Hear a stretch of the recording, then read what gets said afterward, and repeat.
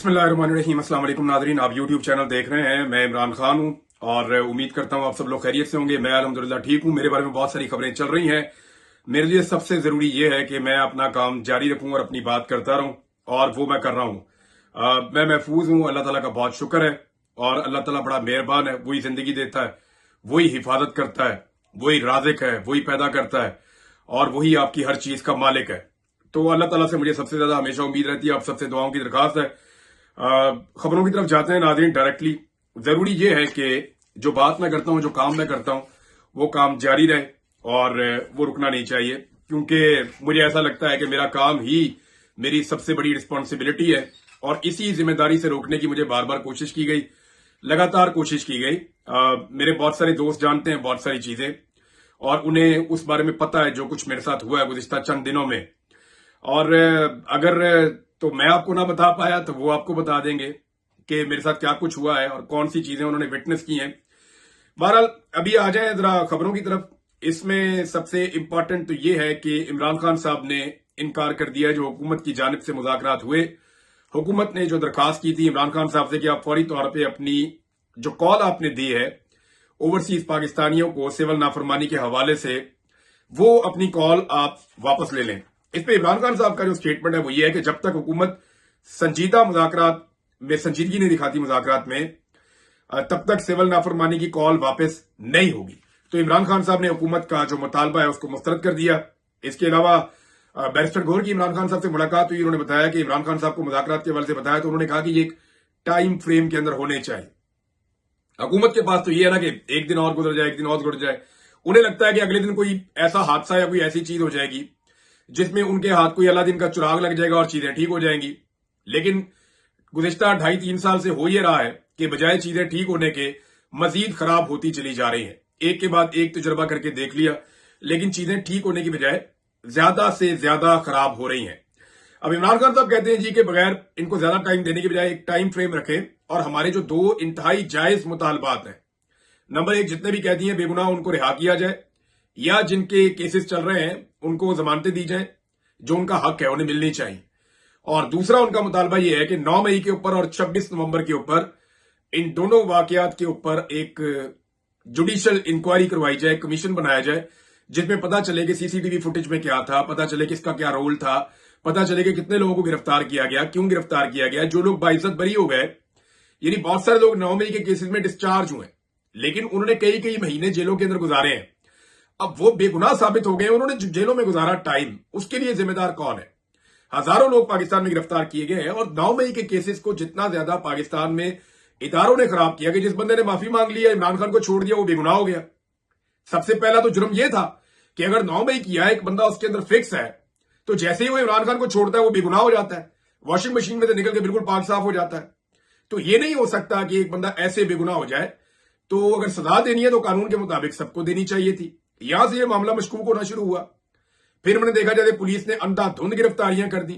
फिर पुलिस ने जो मौके उठाया कि जनाब छुप के भेस बदल के पुलिस वाले अंदर चले गए, वो इमरान खान साहब की टेबल के नीचे छुप गए। वहां छुपकर उन्होंने जनाब कहा कि हमने सुन लिया इमरान खान साहब ने प्लानिंग की है। 4 जगह पे तो बंदा चेक होता है, और पहले पॉइंट के ऊपर मेन गेट से जो अंदर जाता था ना, वहीं पे नाम लिखा हुआ होता था, वो बंदा अंदर दूसरा जा ही नहीं सकता। और 2 पुलिस वाले छुप के जाके टेबल के नीचे बैठ गए। वो तो टेबल भी बहुत छोटी सी है जिस पे इमरान खान साहब टांग रख के बैठते थे।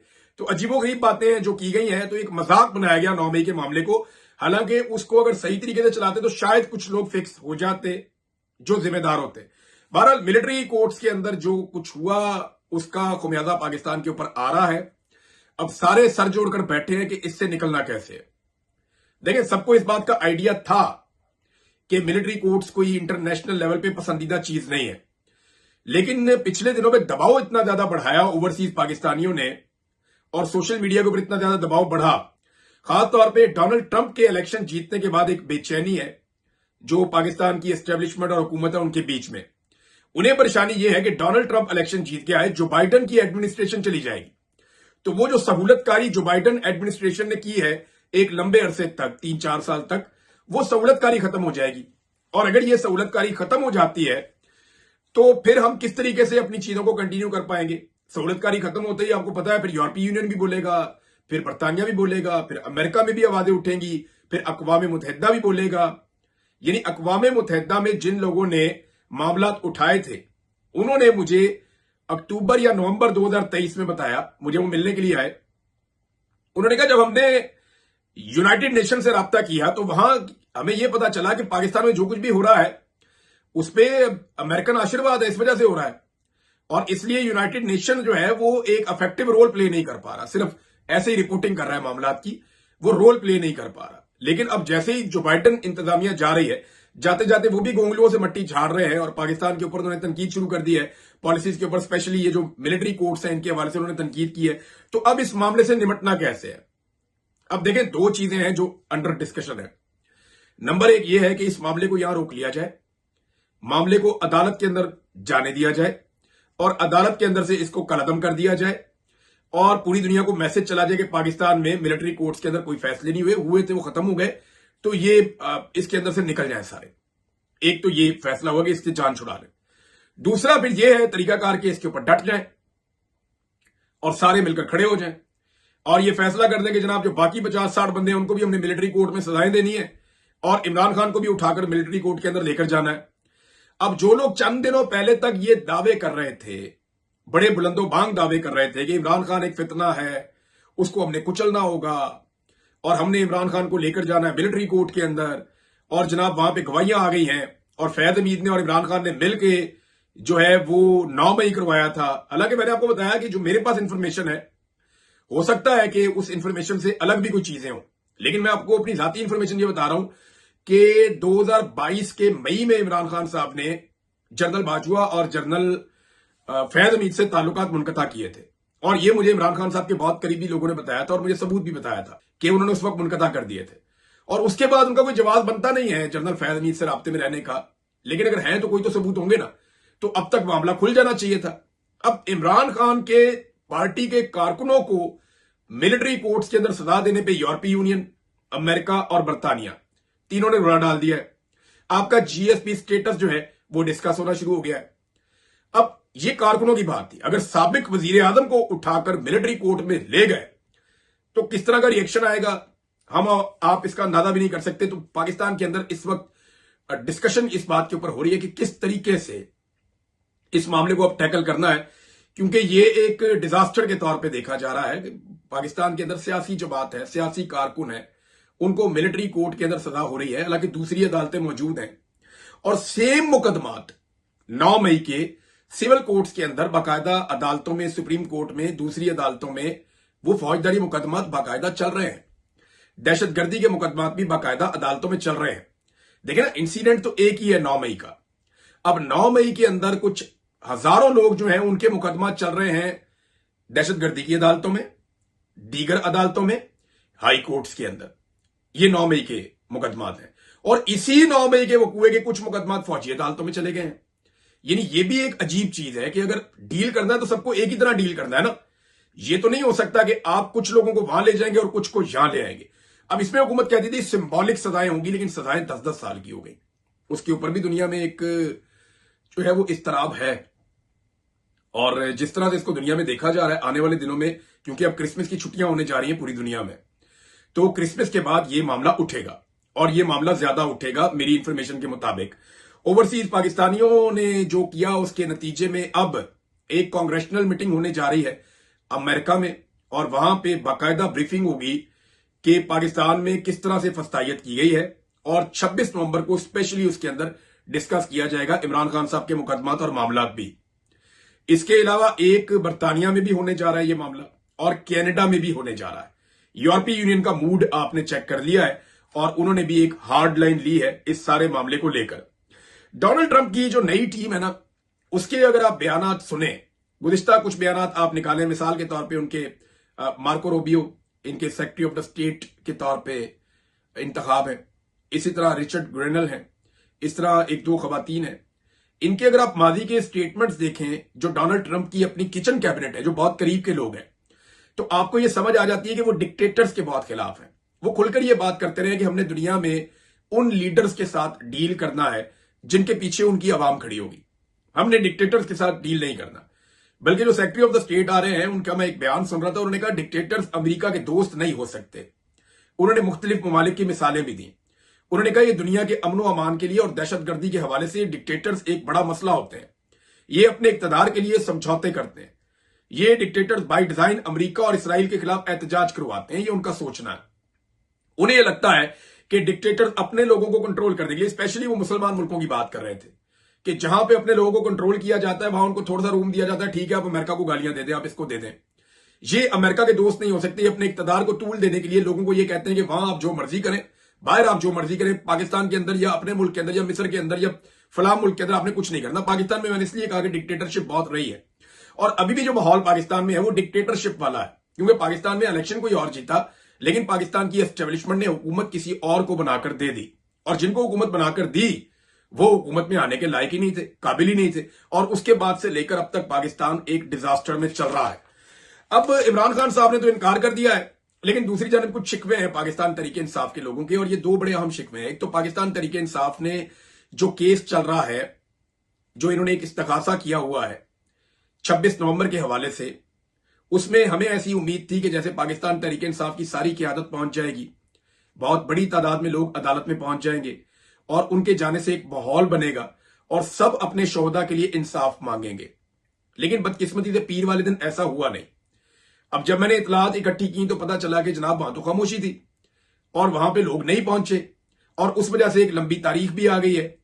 तो ये एक बदकिस्मती वाली बात है कि जो गरीब कारकुन शहीद हुए उनके लिए सारी क़यादत को वहां पहुंचना चाहिए था। एमएनएस को, सेनेटर्स को, पार्टी के ओहदेदारों को बड़ी तादाद में जाना चाहिए था, जो मेन लोग हैं, और जाकर उन्हें अपने कारकुनों के साथ, जो शहीद कारकुन है या जो गिरफ्तार कारकुन है या जो लापता कारकुन है या जो जख्मी है, उनके साथ इजहार हमदर्दी करना चाहिए था। दूसरा, जो एक कारकुन शहीद हुए हैं पाकिस्तान तहरीक इंसाफ के, मलक अदरीस शहीद, ये पेशावर अस्पताल में ज़ेरे इलाज थे, वहां पर इनकी डेथ हो गई। लगभग इनका 4 हफ्ते तक इलाज करने की कोशिश की गई। ये कुछ टाइम ऐसा था कि वो बेहतर भी लग रहे थे, लेकिन उसके बाद उनका इंतकाल हो गया, वो शहीद हो गए। अब वहां पे उनके भाई ने शिकायत की। उनका शिकवा यह है कि पाकिस्तान तहरीक इंसाफ की क़यादत नहीं आई और मेरे भाई ने इस पार्टी के लिए कुर्बानी दी है। तो इस पे शहबाज गिल साहब ने और दीगर कुछ लोगों ने अफसोस का इजहार किया है, और ये वाकई अफसोस की बात है कि जिन कारकुनों ने कुर्बानी दी है, जो शहीद हुए हैं, वहां पे पूरे गांव के अंदर लोग धाड़े मार रहे थे। तो मकामी पाकिस्तान तहरीक इंसाफ के लोगों के अलावा जो मरकजी क़यादत है, अटक बिल्कुल इस्लामाबाद के साथ है, उन्हें जाना चाहिए था और जाकर इस जनाजे के अंदर शिरकत करनी चाहिए थी। लेकिन इस मामले में पाकिस्तान तहरीक इंसाफ की जो क़यादत है वो इंतहाई सुस्ती पहले भी करती रही है, और इस वक्त भी उन्होंने सुस्ती का मुजाहरा किया है, जो अफसोसनाक है। मेरे ख्याल में इनके घर जाना चाहिए, सबको इनके घर जाना चाहिए, इनकी कब्र पे जाना चाहिए, वहां अफसोस का इजहार करना चाहिए और वहां पे आवाज उठानी चाहिए। एक पाकिस्तान तहरीक इंसाफ के ऊपर नुक्ता उठाया गया कि तहरीक इंसाफ ने क्यों जो है वो नहीं दिए, अपने वकला नहीं दिए मिलिट्री कोर्ट्स के अंदर। तो देखिए, एक चीज जिसको तहरीक इंसाफ तस्लीम ही नहीं करती, वो इसको मानते ही नहीं कि मिलिट्री कोर्ट कोई कोर्ट ही नहीं है। तो जब एक चीज कोर्ट ही नहीं है तो उसमें बतौर वकील पाकिस्तान तहरीक इंसाफ की लीडरशिप क्यों पेश हो जाए जाके। देखिए ना, वहां पे एक कर्नल साहब है जो बैठ के केस सुन रहे हैं। तो आपको क्या लगता है कि सलमान अकरम राजा साहब जाके कर्नल साहब को समझाएंगे कि कानून क्या है और उन्हें समझ आएगी इस बात की? वो तो सबको पता है कि मिलिट्री कोर्ट क्या होती है और उसने किस तरह सजा देनी होती है। क्या उन्होंने सजा नहीं देनी थी? इसके अलावा और क्या ऑप्शन था उनके पास? उन्होंने सजा ही देनी थी, क्योंकि हमने जब भी कभी सीनियर ऑफिसर्स को सुना मिलिट्री के, तो उनको यही कहते सुना कि जनाब ये बड़ा जुल्म और जबर और ज्यादती होगी। वो ओपिनियन अपनी दे चुके थे। तो जूनियर अफसरान जो वहां पे जज के तौर पे मौजूद थे, वो कैसे उनके खिलाफ जा सकते थे? दूसरी बात यह है कि पूरी दुनिया के अंदर एक सेट पैटर्न है कि military courts are not courts. Civilians के पॉइंट ऑफ व्यू से तो ये नहीं हो सकता। तो सिविलियंस को सिविलियंस की अदालत में लेकर जाना चाहिए, जहां पे कानून, आइन, इंसाफ और आपको मौका मिलता है अपना केस लड़ने का। हालांकि पाकिस्तान में वहां पे भी कम है, लेकिन फिर भी आपको मौका तो मिलता है अपना केस लड़ने का। वहां पे आपको केस लड़ना चाहिए। मैंने अपने बेशुमार केस लड़े हैं, बहुत सारे केसेस में, 95% केसेस में मैं बाइज्जत बरी हूं। जो केसेस बच गए हैं उनके अंदर भी मेरे पास से बेल मौजूद है। कुछ केसेस ऐसे हैं जिनमें अभी बेल मौजूद नहीं है। तो मैं अपनी कानूनी लड़ाई जितनी मैंने लड़ी है तो अदालतों में ही लड़ी है। तो वो मिलिट्री कोर्ट के अंदर तो फिर आप ऑप्शनलेस हो जाते हैं। अब एक चीज और है, इस वक्त जो पूरा निजाम है वो मिन्नतें और तरले कर रहा है सिर्फ एक चीज के लिए, कि किसी तरह डोनाल्ड ट्रंप की जो हलफ बर्दारी की तकरीब है उसमें कोई एक दो बंदे हैं, उनको इनविटेशन मिल जाए। दो बंदे, उनके इनविटेशन के लिए अमेरिका में जो पाकिस्तानी सफीर है उसने जमीन आसमान एक कर दिए। वो पूरी कोशिश कर रहे हैं, वो बेपनाह पैसा खर्च करने के लिए तैयार है। वो ये कह रहे हैं कि जिस लॉबिस्ट ने जो करना है वो करे, हमें किसी तरह डोनाल्ड ट्रंप की हलफ बर्दारी की तकरीब में पहुंचा दें। दो बंदे हैं जिनकी बहुत ख्वाहिश है कि किसी तरह हमें डोनाल्ड ट्रंप की तकरीब हलफ बर्दारी में पहुंचा दें। लेकिन मैं आपको एक चीज बताऊं, अगर ये हो भी गया, फर्ज करें ये हो जाता है और कोई इन्विटेशन इनको मिल जाता है और ये वहां पहुंच के बैक बेंचर्स बन भी जाते हैं, तो भी डोनाल्ड ट्रंप से मिलना इनके लिए बहुत मुश्किल होगा। और अगर ये डोनाल्ड ट्रंप को मिल गए तो ये एक बहुत बड़ा रिस्क होगा, क्योंकि डोनाल्ड ट्रंप के आसपास होंगे कैमरे और जैसे ही उन्हें बताया जाएगा कि ये पाकिस्तान से हैं, तो आप डोनाल्ड ट्रंप को जज नहीं कर सकते कि अगले लम्हे वो क्या करेगा। यानी डोनाल्ड ट्रंप के बारे में आप कुछ नहीं जानते, वो अनप्रिडिक्टेबल आदमी है। मे बी डोनाल्ड ट्रंप वहां पे कोई ऐसी बात करे जो इनके लिए मजीद शर्मिंदगी का बायस बन जाए, या वो इमरान खान के बारे में कोई बात कर दें, या पाकिस्तान में होने वाली नाइंसाफियों के बारे में कोई जुमला बोल दें। तो ये भी एक रिस्क है एक तरह का, लेकिन इसके बावजूद पूरा निजाम कोशिश कर रहा है। और दूसरा, जो ट्रंप की आने वाली एडमिनिस्ट्रेशन है उसके खिलाफ कुछ थोड़ा सा प्रोपेगेंडा शुरू करवाया गया है कि जनाब हम अमरीकी गुलामी नहीं मानते, जनाब अमेरिका जो है वो हमारे फैसले नहीं कर सकता। तो यही तो हम कह रहे हैं, अमेरिका कौन होता है हमारे फैसले करने वाला? अमेरिका के फैसले में पाकिस्तान में रिजीम चेंज किया गया ना, और अमेरिका का ही कॉन्सेंट था, साइफर मौजूद है। ये तो एक खुफिया डॉक्यूमेंट था जो इमरान खान साहब ने पब्लिक कर दिया, वरना ये तो कभी पब्लिक होना ही नहीं था। और अब जो है वो जो बात कर रहे हैं वो इंसानी हकूक पे रख के अपने सोशल मीडिया के ऊपर डायरेक्ट डाल रहे हैं, वो कोई खुफिया दरवाजा इस्तेमाल नहीं कर रहे। हाँ, एक इंफॉर्मेशन आई है कि जो पाकिस्तान के अंदर सफारती अमला है उसको यह कह दिया गया है कि बाकायदा पूरी रिपोर्ट तैयार की जाए साफ और शफाफ तरीके से कि पाकिस्तान में इमरान खान का रजीम कैसे तब्दील हुआ और तब से लेकर अब तक क्या क्या हुआ, इंतखाबात कैसे हुए। तो ये सारी एक रिपोर्ट बन के अमेरिका में जाने वाली है, और ये रिपोर्ट जब वहां पे जाएगी तो लाजमन है उसका एक रद्देमल आएगा या वहां से कोई रिपोर्ट जारी की जाएगी। अब अमेरिकन जो है वो आपको ऐसे नहीं कहेंगे कि वो आपका बाजू मरोड़ देंगे। उनके 100 तरीके हैं, ख्वाजा आसिफ ने बताया ना, ख्वाजा आसिफ ने बताया कि उनके पास 100 तरीके हैं आपका बाजू मरोड़ देंगे। वो IMF के जरिए मरोड़ सकते हैं, वो मोहम्मद बिन सलमान साहब को कह सकते हैं, वो किसी अरबी मुल्क में कह सकते हैं, वो किसी और मुल्क में कह सकते हैं, वो कहीं से भी आपका बाजू मरोड़ सकते हैं। उन्हें 100 तरीके आते हैं। लेकिन जब वो इक्तदार में आएंगे 20 तारीख को, तो उसके बाद एक डरौने ख्वाब की तरह है पाकिस्तान में मौजूद हुकूमत और एस्टेब्लिशमेंट के लिए। अभी ये खुद से बोल नहीं रहे, ये खुद से किसी किस्म की बात नहीं कर रहे। ये क्यों नहीं कर रहे उसकी भी आपको रीजन देता हूं। इसलिए नहीं कर रहे, अपने कुछ इन्होंने चमचे खर्चे छोड़े हैं, कुछ छोटे मोटे नाम इन्होंने छोड़े हैं कि तुम अब बयानियां बनाना शुरू करो कि ये कहते थे जनाब के अमेरिकी गुलामी नामंजूर, एब्सोल्युटली नॉट।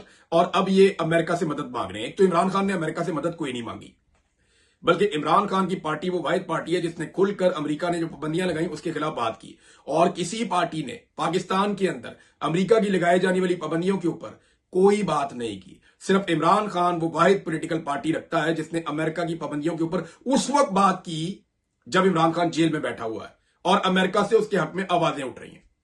ये है इमरान खान। तो पाकिस्तान उसके लिए ये है। सबसे पहले इमरान खान ने यह ऑर्डर भी दिया है कि मेरी पार्टी के अंदर सिर्फ 3 बंदे, बैरिस्टर गौहर, उमर अयूब और सलमान अकरम राजा, और एक उन्होंने और नाम दिया है, ये तीन और सेक्रेटरी इंफॉर्मेशन। उन्होंने कहा ये लोग जो हैं ये स्टेटमेंट दे सकेंगे जो फॉरेन पॉलिसी इश्यूज हैं उसके ऊपर। बाकी सारी पार्टी इसके ऊपर स्टेटमेंट ना दे, वो इसके ऊपर खामोश रहे, क्योंकि ये हसास मामला होते हैं, चाहे सऊदी अरब का हो, चाहे अमेरिका का हो, चाहे बाकी मामला हो।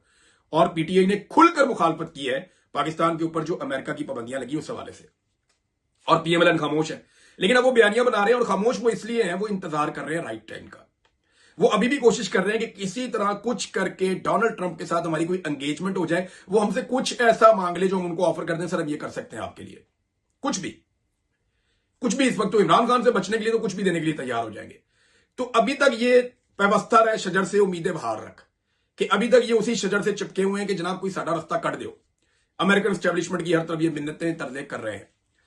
तो अभी इनको उम्मीद है, लेकिन जब इनकी उम्मीद टूट जाएगी तो फिर इतना इस बयानियों को बनाएंगे कि जनाब अमेरिका ने हमारी हुकूमत खत्म कर दी। हालांकि अमेरिका ने जो हुकूमत करी थी खत्म, वो सबको पता था। और जिस तरीके से पाकिस्तान के अंदर एक फस्तायत ज़्यादा इलेक्शन करवा के, बल्कि जबर एक्शन करवा के पाकिस्तान में जो हुकूमत बनाई गई है जाली फॉर्म 47 के ऊपर, वो भी सारी दुनिया जानती है।